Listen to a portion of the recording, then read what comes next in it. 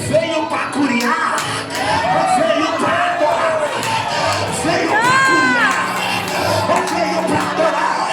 Se veio curiar, tá perdendo tempo. Se veio passear, tá perdendo tempo. Se veio namorar, tá perdendo tempo. Mas se veio para adorar,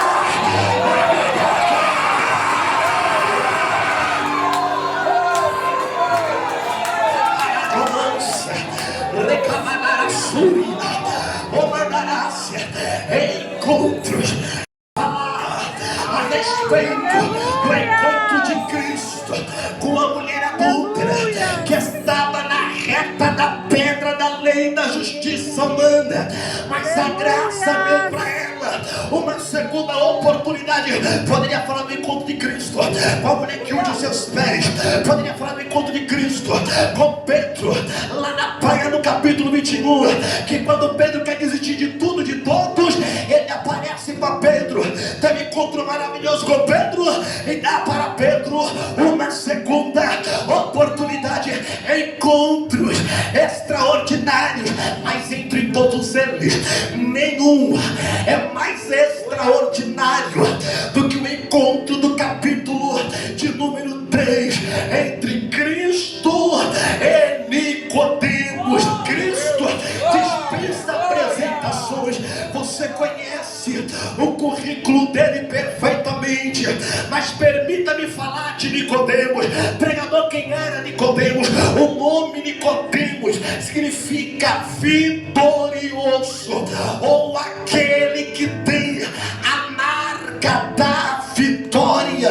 Para muitos, Nicodemos era apenas o doutor da lei, mas pesquisando sobre ele, você vai entender que ele era mais do que um doutor da lei. Ele era um conquistador, ele era mais do que um conquistador, ele era um governador, ele era mais do que um governador, ele era um fariseu de fariseu, ele era mais do que um fariseu de fariseu, ele era da tribo de Levi, ele era mais do que da tribo de Levi, ele era da casa de Arão, e de por ser da casa de Arão, ele era um sacerdote. Se ele era sacerdote, com 6 anos de idade, ele já havia decorado toda a Torá, todo o decálogo, toda a lei.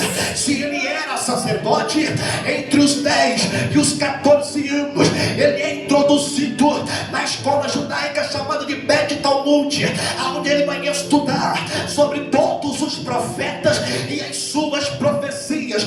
Entre os 18 anos e os 24 anos, ele vai ser incluído na escola dos monarcas, onde ele vai aprender sobre cada um rei que passou por Judá e por Israel. Se ele é sacerdote, com 30 anos, ou por que não dizer com 24 anos, ele vai aprender a respeito da sacrifício e da ofício sacerdotal. Vai aprender a colocar o éfode, vai aprender a colocar a mitra, vai aprender a colocar o cinto, vai aprender a trabalhar com o lugar santíssimo, vai aprender a trabalhar com o lugar santo, vai aprender a valorizar o momento que está dentro do templo. Se ele era sacerdote, com 30 anos de idade, ele entra pela primeira vez no lugar chamado santo. Aos 45 anos de idade, ele vai entrar pela primeira vez no lugar mais santo do mundo, chamado de Santo dos Santos. Esse homem aqui sentiu a glória de Deus, esse homem aqui viu a presença de Deus. Ele não conhecia Deus apenas pelas letras dos livros. Nicodemos, ele conhecia a glória de Deus, que mais quando ele completa 50 anos, ele vira príncipe do Sinédrio. Além de ser um grande pregador, ele se transforma em uma liderança política. Não igual os de hoje em dia, que por causa de R$1.000 se corrompe, por causa de uma facilidade se vende. Não, ele era autoridade dentro do Sinédrio, e ele era autoridade dentro da sinagoga. Esse Nicodemos, mesmo sendo rico, mesmo sendo bondoso, mesmo sendo inteligente, todos os sábados pela manhã pregava nas sinagogas, nas igrejas igrejas pequenas, nas igrejas simples, o povo ficava assustado quando via Nicodemos pregar, porque tinha sabedoria, tinha graça, tinha letra, tinha unção, tinha conhecimento, tinha poder. Eu olho para Nicodemos e vejo Nicodemos como um exemplo. As crianças olhavam para Nicodemos e diziam: eu quero ser igual a ele, eu quero chegar aonde ele chegou, eu quero pisar aonde ele pisou. Esse Nicodemos não é apenas exemplo, ele é influenciador. Imagina quantas pessoas começaram a estudar a Torá só para ser igual a Nicodemos. Imagina quantas pessoas começaram a comprar a mesma roupa dele, a mesma sandália dele, a mesma gravata dele.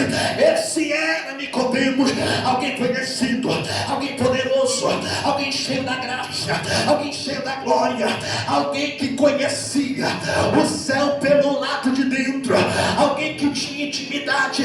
Você entendeu quem era Nicodemos? Você entendeu quem era Nicodemos? Agora não se assuste. Esse Nicodemos tinha uma dúvida na sua mente. Esse Nicodemos tinha uma dúvida na dúvida: será que vale a pena padecer ou entregar a minha vida por amor à obra de Deus? Será que valeu a pena cada livro que eu li, cada oração que eu fiz, cada pregação que eu fiz, cada louvor que eu cantei? Será que valeu a pena cada congresso que eu participei, cada vigília que eu fui, cada monte que eu subi? Será que valeu a pena cada um desses meus atos e dessas atitudes? Ele coloca na cabeça: eu preciso ir em um culto